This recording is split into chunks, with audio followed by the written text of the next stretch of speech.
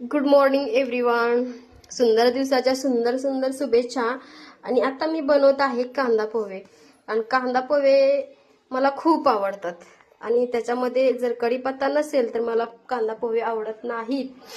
तर बघून घ्या, इथे कांदा चिरलेला आहे, इथं कोथिंबीर आहे, इथं आहे कढीपत्ता आणि इथे शेंगदाणे हिरवी मिरच्या आणि इथे आहेत हे शेंगदाणे.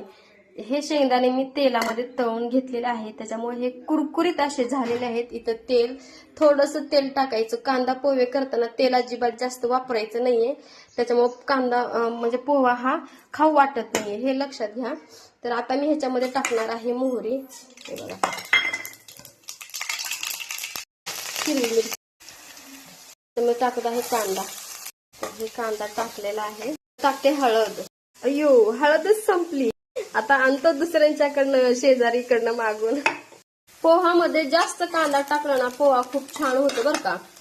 हे पहा, हे आणलेले आम्ही शेजारण्याकडनं हळद. ती हळद संपली हे माहीतच नाही झालं. तर बघून घ्या, हळद टाकल्यानंतर कलर खूपच भारी येतो. जसं पोह्यामध्ये हळद टाकल्यानंतर पोहे छान आणि सुंदर दिसतात ना, तसंच आयुष्यामध्ये सुद्धा नेहमी हसत राहिल्याने आयुष्य सुद्धा खूप छान आणि सुंदर होतं, बरोबर ना. तर चला आता आपण टाकून घेऊ याच्यामध्ये हे पोहा. तर ह्याच्यामध्ये टाकणार आहोत कोथिंबीर बघा, आणि ह्याच्यामध्ये आपण टाकणार आहोत साखर.